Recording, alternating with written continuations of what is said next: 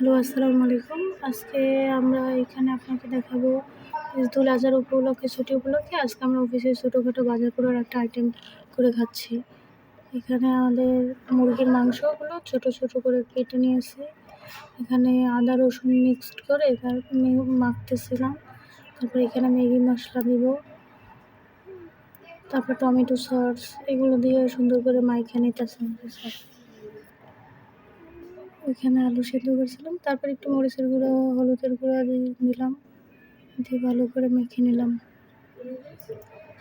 মানে ওইখানে আবার টমেটো সসের এইগুলো মিনি প্যাকেটগুলো নিলাম, তো মিনি প্যাকেটগুলো দিয়ে আমরা করতেছি করে তারপরে হচ্ছে এখন ওটাও ভালো করে মাখতে হবে।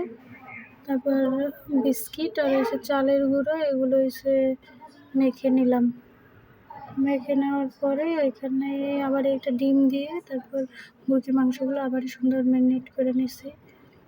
এখানে তেল দিয়ে দিলাম, তেল দিয়ে তারপর হচ্ছে একটু কাবাবের শেপের আকার করে তারপর হচ্ছে আমি ভাজতেছি।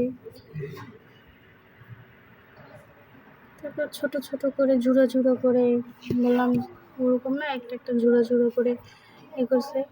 তারপরে এই পুরোটা ভাজা না আমরা এখন সবাই মিলে খাচ্ছি। টমেটো সস আর হয়েছে আলু সেদ্ধ, মুরগি ভাজা। মতন কারা কারা মুরগি ভাজা খাওয়ার জন্য এরকম ছোটোখাটো টাইমে, অল্প টাইমের মধ্যেই আয়োজন করে খাইতে পারবেন সবাই মিলে। ওকে, সবাই ভালো থাকবেন। আল্লাহ হাফেজ, আসসালামু আলাইকুম।